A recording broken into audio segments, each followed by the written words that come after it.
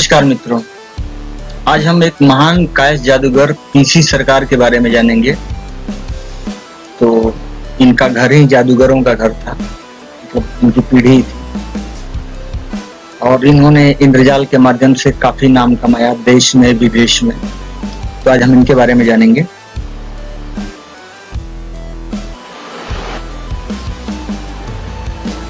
इनका जन्म 1913 में बंगाल में हुआ।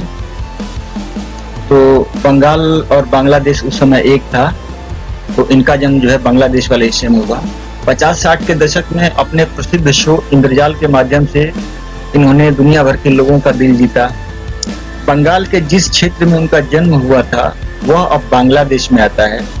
6 जनवरी 1971 में जापान में एक शो करते समय 58 साल की उम्र में दिल का दौरा पड़ने से जादूगर पीसी सरकार का निधन हो गया था और उन्हें भारत सरकार ने वर्ष 1964 में पद्मश्री से पुरस्कृत किया। इनका जादू शो इंद्रजाल काफी लोकप्रिय हुआ करता था। सरकार 1930 में चर्चा में आए जब उन्होंने कोलकाता और जापान में शो करने आरंभ किए। लोगों ने उनका लड़की को हवा में लटका देने का जादू काफी पसंद किया। मतलब ये अपने जादू से लड़की को हवा में लटका देते थे या किसी को भी हवा में लटका देते थे ऐसे। तो ये इनका शो बहुत फेमस हुआ। पीसी सरकार का 6 जनवरी 1971 में दिल का दौरा पड़ने से निधन हो गया। जापान में जब ये शो कर रहे थे तो उनको दिल का दौरा पड़ा और इनका निधन हो गया।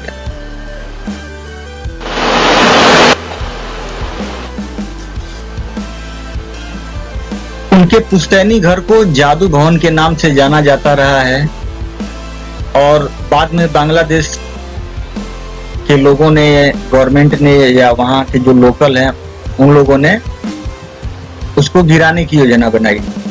तो बांग्लादेश में ये हुआ है कि मैक्सिमम जो हिंदू कम्युनिटी थी उनकी जमीनों पे लोगों ने कब्जा कर लिया, मुस्लिम लोगों ने। तो ऐसे ही इनकी जमीन जो है कहीं कब्जे में हो गई होगी या कोई, क्योंकि इनका परिवार तो इंडिया आ गया था तो लोगों ने उसको ढाने की योजना बनाई जिसको लेके काफी बवाल हुआ था। तो इनके घर को जो है वहां जो है जादू भवन के नाम से जाना जाता है। इसी घर में पीसी सरकार का जन्म करीब 100 वर्ष पहले हुआ था, जब भारत पाकिस्तान बांग्लादेश का बंटवारा नहीं हुआ था तब। तो जब बंटवारा हो गया तब पीसी सरकार का जो परिवार है वो भारत आ गया, भारत के बंगाल में आके बस गया।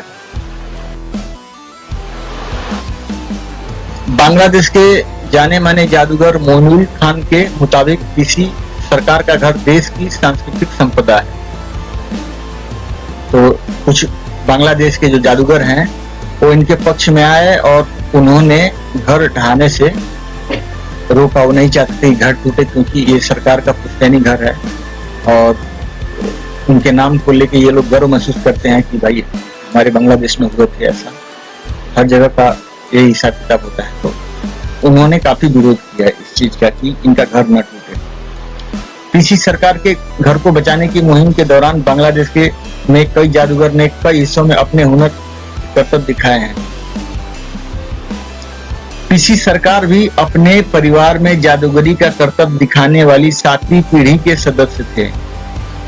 तो पीसी सरकार का परिवार जो है वो जादूगर ही करता था और ये 7वीं पीढ़ी में जादूगर हुए थे।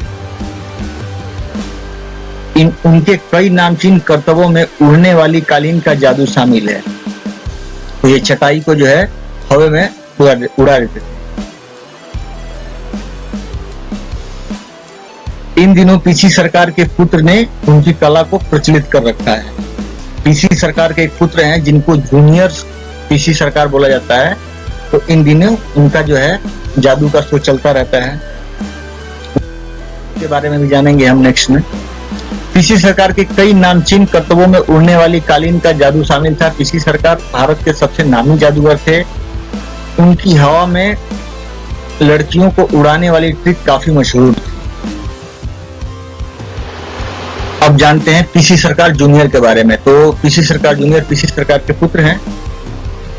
इन दिनों पीसी सरकार के पुत्र उनकी कला को प्रचलित कर रखा है। भारत के मशहूर जादूगर पीसी सरकार जूनियर ने 90 के दशक में कलकत्ता के विक्टोरिया मेमोरियल को और एक चलती हुई ट्रेन को गायब कर दिया था।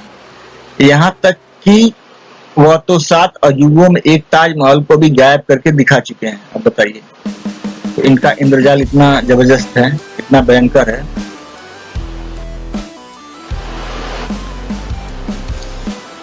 पीसी सरकार जूनियर की पत्नी जयश्री कोरियोग्राफी में उनकी मदद करती हैं और उनकी 3 बेटियों मेनका, मऊबानी और मुमताज ने भी उनसे जादू के कुछ गुर सीखे हैं। ओयू विश्वविद्यालय में MBA की डिग्री पा चुकी मेनका अपने पिता के साथ स्टेज पर प्रोग्राम पेश कर चुके हैं, जबकि बाकी दोनों का जुड़ाव थिएटर और नृत्य से है।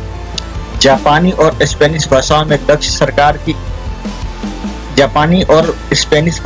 दक्ष सरकार इन दोनों देशों में ही शो करते रहते हैं। तो ये जो है जापानी और स्पेनिश में दक्ष हैं और इन दोनों देशों में अपने शो करते रहते हैं। और सेविला तो उनकी पसंदीदा जगह है जहां वह 49 से ज्यादा शो कर चुके हैं।